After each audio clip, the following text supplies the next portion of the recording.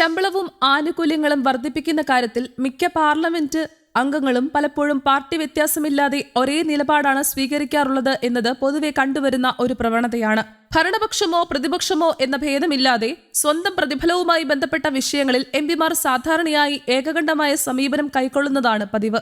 എന്നാൽ ഇതിന് വിരുദ്ധമായി ജനപ്രാതിനിധ്യം ഒരു സേവനം എന്ന നിലയിൽ കാണുകയും അതിൽ നിന്നുള്ള സാമ്പത്തിക നേട്ടങ്ങൾ സ്വീകരിക്കാതിരിക്കാൻ തീരുമാനിക്കുകയും ചെയ്യുന്ന ചില അപൂർവ വ്യക്തിത്വങ്ങളും ഇന്ത്യൻ പാർലമെന്റിൽ ഉണ്ടെന്നത് അധികം ആളുകൾക്ക് അറിയാത്ത കാര്യമാണ്. വിവരാവകാശ നിയമപ്രകാരം ലഭിച്ച രേഖകൾ പ്രകാരം നിലവിലെ ലോക്സഭയിലെ 2 എംപിമാർ തങ്ങൾക്ക് ലഭിക്കേണ്ട ശമ്പളവും ചില ആനുകൂല്യങ്ങളും സ്വീകരിക്കേണ്ടതില്ലെന്ന നിലപാട് സ്വീകരിച്ചവരാണ്. ഇവരിൽ ഒരാൾ ഭരണകക്ഷിയായ BJPയിൽ നിന്നുള്ളതും മറ്റൊരാൾ പ്രതിപക്ഷമായ കോൺഗ്രസ് പാർട്ടിയിൽ നിന്നുള്ളതുമാണ് എന്നത് ശ്രദ്ധേയമാണ്. BJPയുടെ ഹരിയാനയിലെ കുരുക്ഷേത്ര മണ്ഡലത്തെ പ്രതിനിധീകരിക്കുന്ന MP നവീൻ ജിണ്ടാലാണ് ശമ്പളം വേണ്ടെന്ന് പ്രഖ്യാപിച്ച പ്രമുഖരിൽ ഒരാൾ. ശമ്പളം മാത്രമല്ല, എംപിമാർക്ക് ലഭിക്കുന്ന ഔദ്യോഗിക അലവൻസുകളോ മറ്റാനുകൂല്യങ്ങളോ പോലും സ്വീകരിക്കില്ലെന്ന നിലപാടാണ് അദ്ദേഹം സ്വീകരിച്ചിരിക്കുന്നത്. വ്യവസായ രംഗത്ത് വലിയ വിജയങ്ങൾ നേടിയിട്ടുള്ള നവീൻ ജിണ്ടാൽ ഇന്ത്യയിലെ പ്രമുഖ വ്യവസായികളിൽ ഒരാളാണ്. തെരഞ്ഞെടുപ്പ് സത്യവാങ്മൂലം പ്രകാരം അദ്ദേഹത്തിന് ഏകദേശം 1241 കോടി രൂപയുടെ ആസ്തിയുണ്ട്. ഇത്രയും വലിയ സാമ്പത്തിക പശ്ചാത്തലം ഉള്ളതിനാലാണ് അദ്ദേഹം ജനസേവനം ഒരു പ്രതിഫലം കൂടാതെ നടത്താനാകുമെന്ന് വ്യക്തമാക്കിയതെന്നാണ്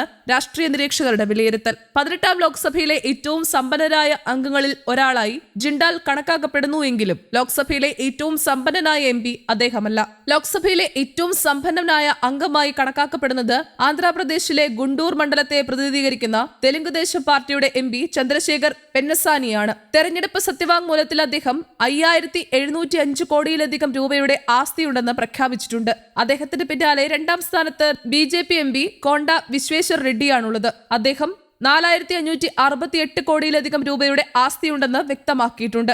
രാജ്യത്തെ ഏറ്റവും സമ്പന്നരായ ജനപ്രതിനിധികളിൽ ഇവർ ഉൾപ്പെടുന്നുവെന്നത് ഇന്ത്യൻ രാഷ്ട്രീയത്തിലെ സാമ്പത്തിക വൈവിധ്യത്തെ വ്യക്തമാക്കുന്ന ഉദാഹരണമാണ്. അതേസമയം MP ശമ്പളം വേണ്ടെന്ന് വെച്ച 2ാമത്തെ വ്യക്തി മണിപ്പൂരിലെ ഇന്നർ മണിപ്പൂർ മണ്ഡലത്തെ പ്രതിനിധീകരിക്കുന്ന കോൺഗ്രസ് MP ഡോക്ടർ ബിമോൾ അക്കോയിജം അംകോച്ചയാണ്. വിദ്യാഭ്യാസ രംഗത്തും ഭൗതിക ചർച്ചകളിലും ശ്രദ്ധേയനായ വ്യക്തിയാണ് അദ്ദേഹം. തെരഞ്ഞെടുപ്പ് സത്യവാങ്മൂലത്തിൽ ഏകദേശം 97 ലക്ഷം രൂപയുടെ ആസ്തിയാണ് അദ്ദേഹം പ്രഖ്യാപിച്ചിരിക്കുന്നത്.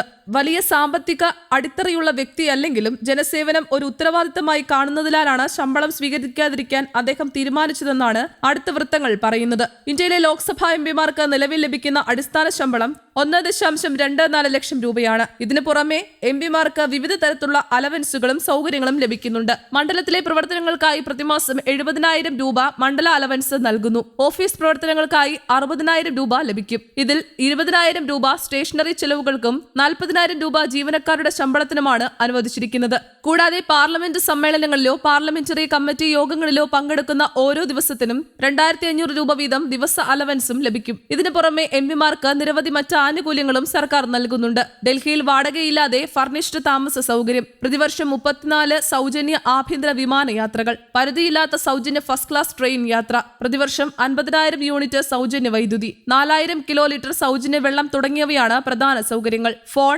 ഇന്റർനെറ്റ് ചെലവുകൾക്കായി പ്രതിവർഷം 1,50,000 രൂപ വരെ അനുവദിച്ചിരിക്കുന്നു. കൂടാതെ സെൻട്രൽ ഗവൺമെന്റ് ഹെൽത്ത് സ്കീം പ്രകാരം MPക്കും അവരുടെ കുടുംബാംഗങ്ങൾക്കും സൗജന്യ വൈദ്യ ചികിത്സയും ലഭ്യമാണ്.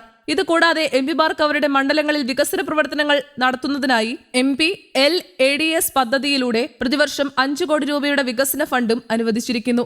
ഈ തുക ഉപയോഗിച്ച് റോഡുകൾ, സ്കൂളുകൾ, ആശുപത്രികൾ, കുടിവെള്ള പദ്ധതികൾ തുടങ്ങിയ പൊതുജന പ്രയോജന പദ്ധതികൾ നടപ്പിലാക്കാൻ എംപിമാർക്ക് കഴിയും. 543 അംഗബലമുള്ള ലോക്സഭയിൽ നിലവിൽ 481 സിറ്റിംഗ് അംഗങ്ങൾ ശമ്പളം സ്വീകരിക്കുന്നവരായി പട്ടികപ്പെടുത്തിയിട്ടുണ്ടെന്ന് വിവരാവകാശ നിയമപ്രകാരം ലഭിച്ച മറുപടിയിൽ പറയുന്നു. എന്നാൽ ശേഷിക്കുന്ന എംപിമാർ ശമ്പളം സ്വീകരിക്കുന്നുണ്ടോ അതോ മറ്റേതെങ്കിലും പ്രത്യേക സാഹചര്യങ്ങളാണോ ഉള്ളത് എന്നതിനെക്കുറിച്ച് വിശദമായ വിവരങ്ങൾ ആ മറുപടിയിൽ വ്യക്തമാക്കിയിട്ടില്ല. പാർലമെന്റിന്റെ അധോസഭയായ ലോക്സഭയിൽ ആകെ 543 സീറ്റുകൾ ഉണ്ടെങ്കിലും നിലവിൽ 2 സീറ്റുകൾ ഒഴിഞ്ഞുകിടക്കുന്നതായും റിപ്പോർട്ടിൽ വ്യക്തമാക്കുന്നു. ജനപ്രാതിനിധ്യം അധികാരം മാത്രമല്ല, ഉത്തരവാദിത്തവും സേവനവുമാണെന്ന് ചിലർ സ്വന്തം പ്രവർത്തികളിലൂടെ തെളിയിക്കേണ്ടതുണ്ടെന്നാണ് ഈ സംഭവത്തിൽ നിന്ന് വ്യക്തമാകുന്നത്. ശമ്പളവും ആനുകൂല്യങ്ങളും ഉപേക്ഷിച്ച് ജനസേവനത്തെ മുൻനിർത്തുന്ന ഇത്തരം തീരുമാനങ്ങൾ ഇന്ത്യൻ ജനാധിപത്യത്തിൽ അപൂർവമായെങ്കിലും ശ്രദ്ധേയമായ ഉദാഹരണങ്ങളായി കണക്കാക്കപ്പെടുന്നു. News desk, Kerala Kaumudi.